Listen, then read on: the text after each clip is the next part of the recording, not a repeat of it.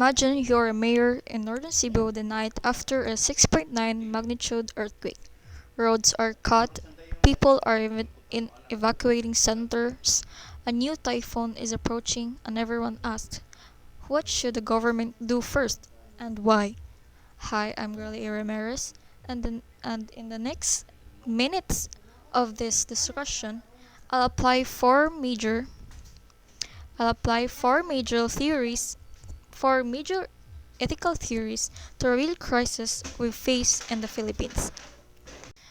I'll briefly define each theory. First is the ontology, utilitarianism, virtue ethics, and lastly, the social contract theory.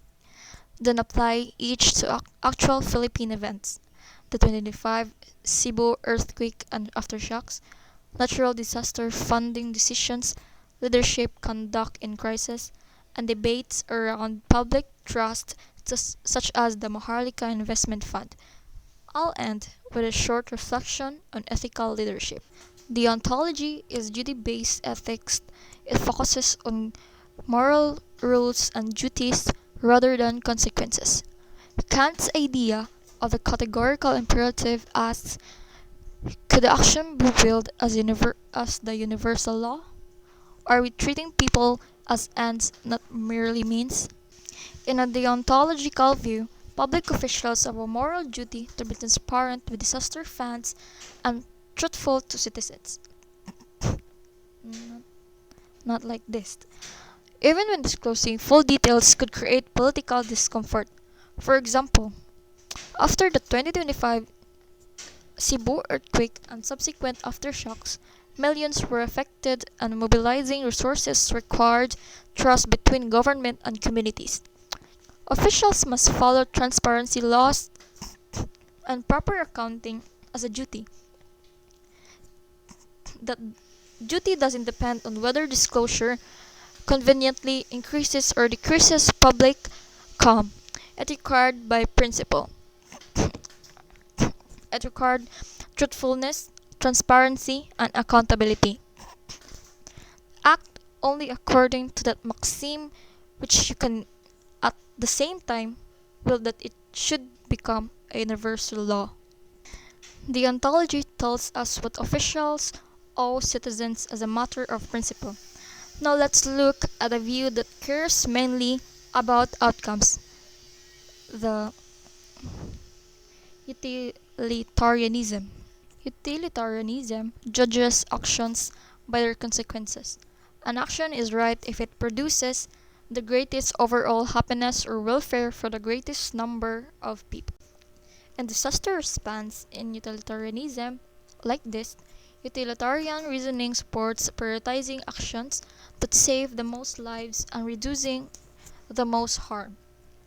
The might That might mean evacuating the most flood-prone barangays first, directing food, water, and medical aid to areas with the highest immediate need, or quickly allocating calamity funds to shelters and search and rescue. For example, national authorities reported available calamity funds in November 2025 like this.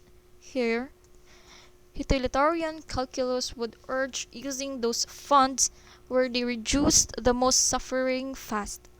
But utilitarianism can also justify harsh trade-offs, for example, diverting resources away from small vulnerable communities if that leads to a larger reduction of harm elsewhere, which raises justice concerns. So, utilitarian policy must be balanced with fairness safeguards. And in utilitarianism, consequences matter a lot in emergencies. But what about the role of character? That's where virtue ethics comes in. So in virtue ethics, focuses on moral character and virtues like courage, compassion, prudence, and integrity. The moral question becomes, what would a virtuous leader do to promote human flourishing? So in practice, virtue ethics highlights leaders who show courage by making hard decisions, ordering risky but necessary evacuations, compassion by visiting evacuees and ensuring dignified aid and integrity by refusing to cover up mistakes. After the 2025 Cebu quake, many local community leaders and volunteers displayed courage and compassion in rescue and relief efforts. Those actions help restore trust and resilience. When leaders instead display negligence, dishonesty, or self interest, communities suffer longer and recovery becomes harder. Virtue ethics asks not only what policy is best, but what kind of leaders do we need. And finally, let's consider the broader relationship between citizens and the state. Social contract theory. Social contract theory sees the state's authority as legitimate when citizens consent to it explicitly or implicitly in exchange for protection and public goods. It emphasizes obligations on both sides. Citizens obey laws, the state protects rights, and provides for welfare. Citizens expect the state to manage public resources responsibly. That's part of the tacit contract. Controversies over the Maharlika Investment Fund.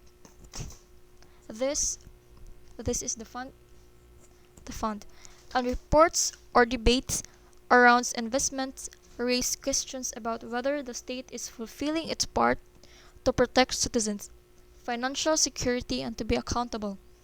In disasters, the social contract demands that the state protects people, communicates clearly, and uses funds legitimately.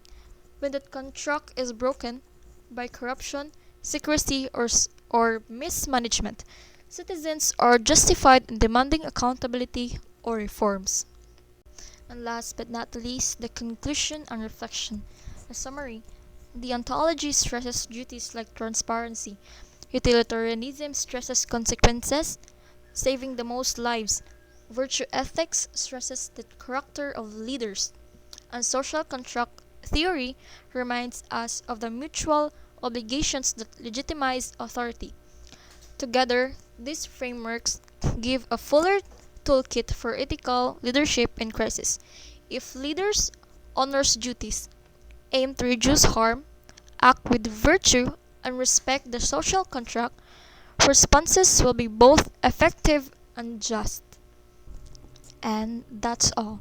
Thank you for watching. And these are the sources that I use for this video.